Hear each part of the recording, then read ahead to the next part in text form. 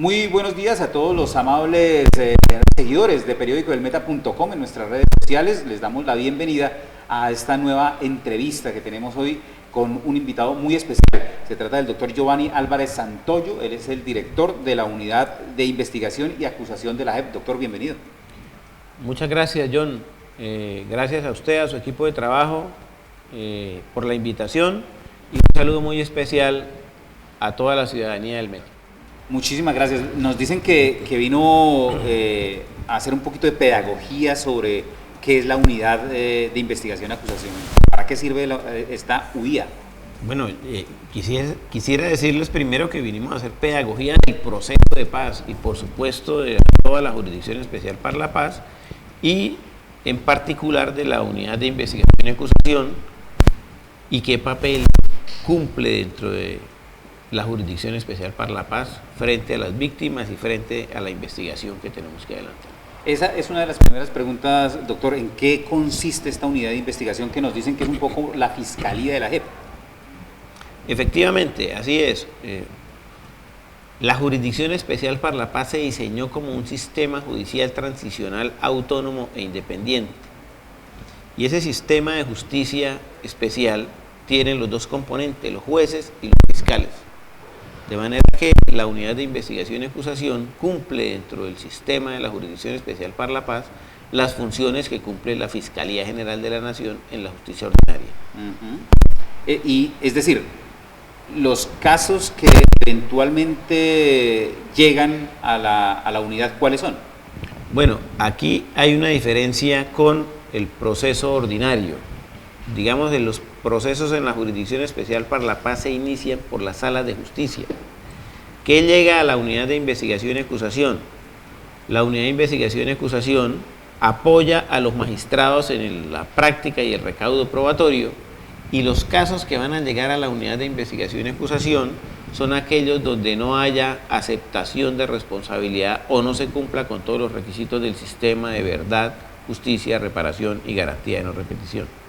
Es decir, los que son acusados formalmente y no cumplen ni con justicia, ni con reparación, ni con verdad, pueden llegar a conocerse estos casos en la unidad. En la Unidad de Investigación y Acusación, quien adelantará un proceso investigativo con, digamos, todas las facultades que tiene la Fiscalía General de la Nación, y también quienes sean investigados pueden ejercer su defensa y contradictorio frente a al recaudo probatorio y a las decisiones que se adopten por parte de los fiscales.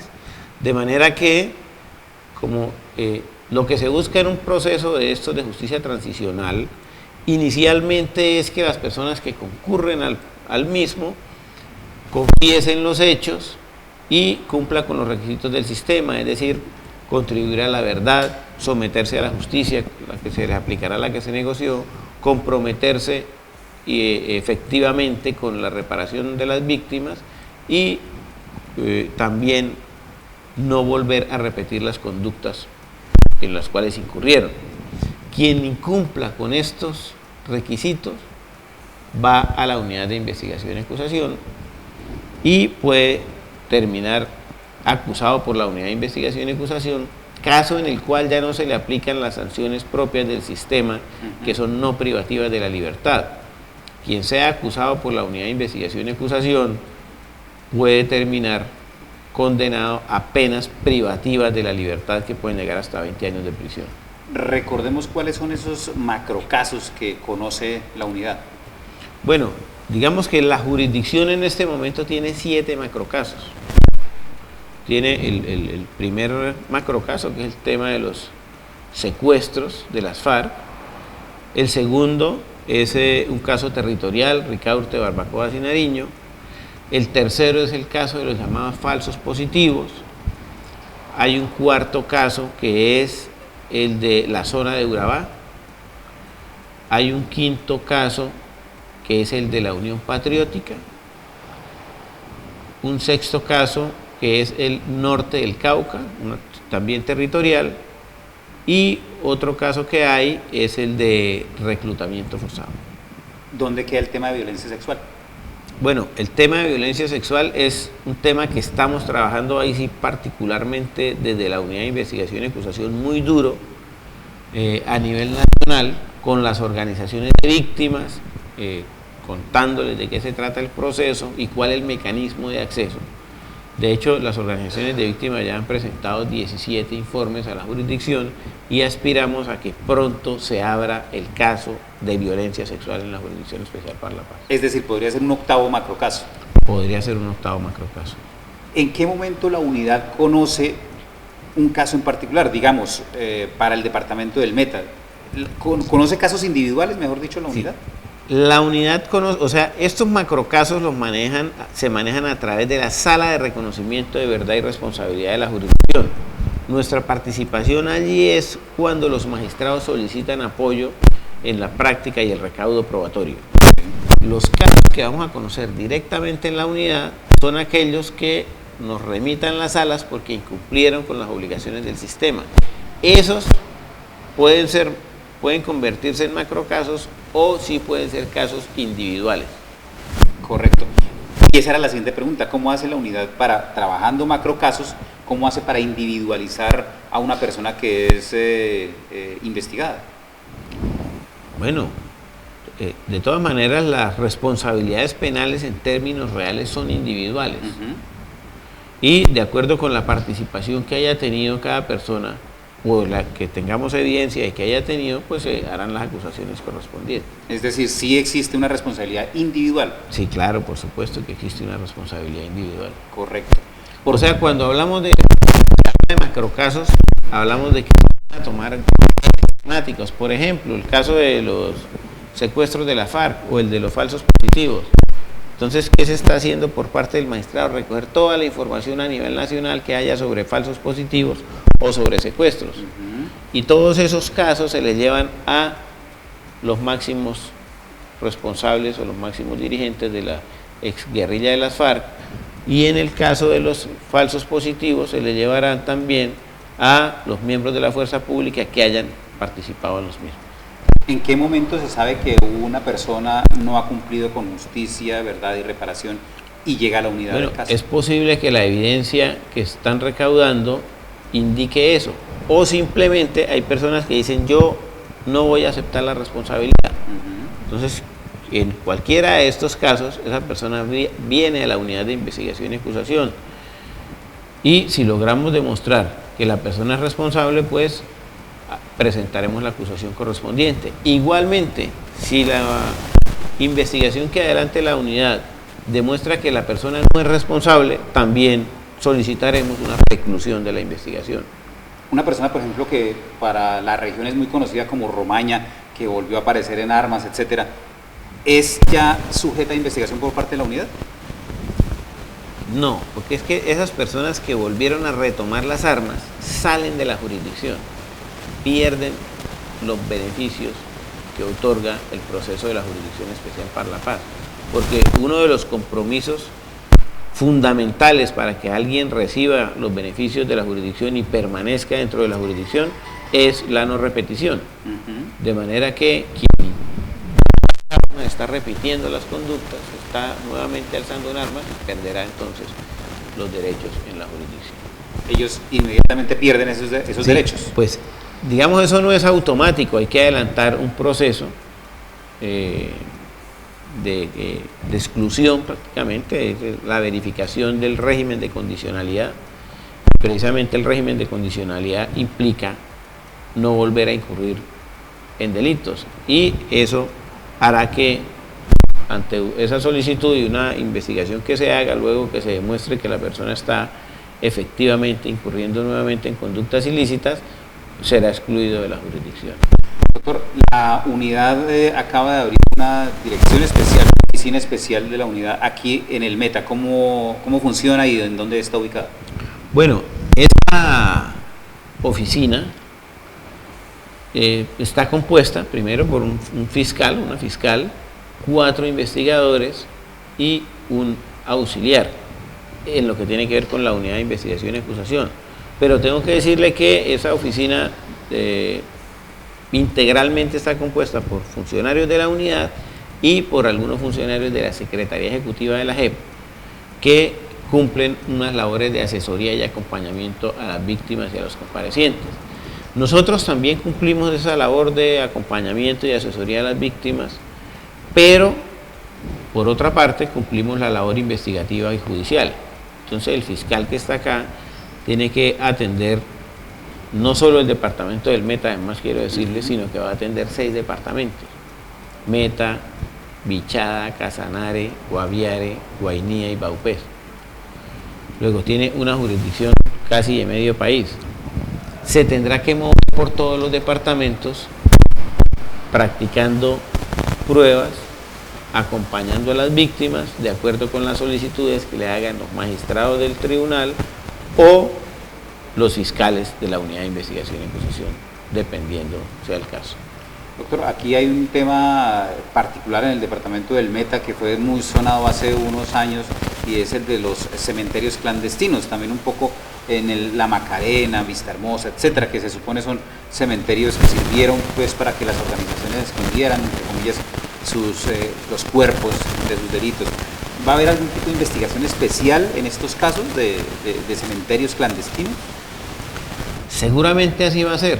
Digamos, la jurisdicción viene adelantando un trabajo conjunto, magistrados y unidad de investigación y acusación. Se han intervenido varios cementerios en el país donde se ha tenido información dentro de algunos de los casos que hay personas inhumadas ilegalmente, y seguramente Meta no será la excepción. Es decir, por ejemplo, cuando empiece el tema de falsos positivos, ¿podría empezar a tocarse ese tipo de temas? Podría empezar a tocarse. ¿Por qué la necesidad de crear una oficina especial también aquí en la jurisdicción, en la región? Bueno, es que el conflicto en Colombia, que duró más de 50 años, no es un secreto que las víctimas no están en Bogotá, ni la crueldad del conflicto se desarrolló en la capital de la República, se desarrolló en los territorios del centro del país, en los municipios alejados. Digamos, para hablar del departamento del Meta, hubo muchos municipios del Meta que fueron afectados gravemente por el conflicto armado. Los grupos al margen de la ley estaban asentados en las zonas rurales de los diferentes municipios del país, y es allí en los municipios, no en las grandes ciudades, donde ocurrieron los hechos y donde se encuentran seguramente la mayoría de las víctimas. Entonces nosotros tenemos que llegar a las víctimas. Este es un proceso en el que las víctimas son el centro de gravedad, y sabemos que buena parte de las víctimas, por no decir que la mayoría, están en situación precaria. Luego nosotros no podemos esperar que las víctimas lleguen a la jurisdicción, sino que la jurisdicción debe llegar a las víctimas, y esa es una función y una obligación que tiene la unidad de investigación y acusación. Si hoy uno de nuestros seguidores, de las personas que están viendo este video, tuviera información especial que ayudara a dilucidar algunos de los casos que maneja la unidad, ¿cómo puede llegar a ustedes y pues que su testimonio tenga algún tipo de validez y de reconocimiento? A ver, digamos que la idea es que la jurisdicción pueda recibir informes de personas. La idea es que recibamos macroinformes. Eso no quiere decir que las personas no puedan venir individualmente a darnos su información. Aquí en Villavicencio estamos ubicados en 33, número 3445, barrio El Barzal, piso 4. Allí pueden venir, presentarse, entrevistarse con la fiscal o con alguno de los funcionarios de la unidad, o con los enlaces que tiene la Secretaría Ejecutiva aquí en Villavicencio, quienes también nos pueden asesorar. Van a ser tenidos en cuenta, obviamente dependiendo de la validez que tengan también. Y en la medida que tengan relación con algún caso, los casos se van abriendo paulatinamente. Entonces, eso puede ser que no vaya inmediatamente a un caso, pero una vez que los casos estén funcionando y que se vayan abriendo nuevos casos, pues se va a escuchar a mucha más gente que venga a contribuir con la construcción de la verdad y el esclarecimiento de los hechos. Para hacer claridad y también haciendo pedagogía para nuestros seguidores, el tema de los homicidios, secuestros de las AUC, ¿entran dentro de estas investigaciones que hace la unidad? Pues digamos, se supone que los homicidios y los secuestros que ejercieron o desarrollaron las AUC debían estar en justicia y paz. Ahora, eso no quiere decir que, por ejemplo, para el caso de las desapariciones, el sistema tiene mecanismos para apoyar a las víctimas de desaparición. No solo a través de la Jurisdicción Especial para la Paz, con medidas cautelares y otras medidas que permitirán pues la búsqueda de los desaparecidos para entregárselos a las víctimas. O sea, este caso debería verlo desde el punto de vista de las víctimas. Pero también el sistema tiene la unidad de búsqueda de personas dadas por desaparecidas y con ellos podemos coordinar esas actividades. Correcto. Me dicen que aquí está encargada la doctora Aida Luz Acosta. La doctora Aida Luz Acosta es la fiscal de la Unidad de Investigación y Acusación que dirige el grupo territorial del Meta, que, como ya le dije, tiene jurisdicción en 6 departamentos. Correcto. ¿Qué piensa usted cuando hacen tantas críticas a la Justicia Especial para la Paz, a la JEP, diciendo que es una justicia parcializada, que es una justicia hecha para las FARC, en fin? ¿Qué piensa usted cuando se hacen esas críticas desde diferentes ángulos de la sociedad? Bueno, todo proceso de paz enfrenta a personas que están de acuerdo con él, otras personas que no están de acuerdo con él, parcial o totalmente. Y generalmente pues se reciben críticas, es algo, debo decirlo, normal. ¿Qué es lo importante acá? Que se le dé la oportunidad a la Jurisdicción Especial para la Paz de demostrar la importancia del proceso para la paz de Colombia y de que la Jurisdicción Especial para la Paz es totalmente imparcial en el cumplimiento de sus obligaciones y, por supuesto, vamos a aplicar la Constitución y la ley y los mecanismos que el sistema de justicia transicional le otorgó a la jurisdicción, dentro de eso a la Unidad de Investigación y Acusación, y se cumplirá con todos los requisitos del sistema: verdad, justicia, reparación y garantía de no repetición. Porque, y debo decirle cuál es el eslogan de la Unidad de Investigación y Acusación: nosotros vamos a ser implacables con la verdad, porque tenemos que saber la verdad de lo que ocurrió en 50 años de conflicto, pero firmes con la reconciliación, porque este es un proceso también de reconciliación que nos conduzca finalmente a una paz estable y duradera. Es decir, cuando las personas exigen cárcel, cadena perpetua para los grandes perpetradores de crímenes, finalmente eso hace parte de la solución, la gente queda tranquila con eso, pero bueno, ¿qué tanto se aporta a la paz, a la reconciliación? Este es un proceso de justicia diferente al anterior, o al anterior no, al ordinario mejor. Este es un proceso de justicia restaurativa. Hay 2 clases de justicia, por lo menos 2. Le voy a hablar de 2, de la justicia restaurativa y de la justicia retributiva. La justicia retributiva es la justicia del castigo. Es decir, usted comete un hecho delictivo y debe recibir un castigo. Entonces, por eso las cárceles aquí en Colombia están saturadas de presos que no reparan a las víctimas, pero aparte de eso ni siquiera se resocializan tampoco. Este sistema de justicia restaurativa tiene como finalidad primero reparar la víctima. ¿Por qué? Porque ¿qué ganamos con castigar a una persona y meterla 20 años, 40 años a la cárcel si a quien se le causó el daño, por ejemplo el desplazado, la familia desplazada en un semáforo, una señora con 3 o 4 niños prácticamente en la miseria pidiendo limosna? Mientras que este proceso de justicia transicional y restaurativa lo que busca es reconstruir la sociedad, reparar a las víctimas, que las víctimas puedan volver a su entorno natural y normal que les permita vivir una vida, digamos, digna como cualquier otro ser humano. ¿Cuánto tiempo tiene la unidad para terminar sus investigaciones? La Unidad de Investigación y Acusación tiene 10 años para presentar las acusaciones. Y pues aspiramos que máximo en 15 años, como se señaló inicialmente, la jurisdicción haya cumplido su tarea totalmente y se cierre el proceso.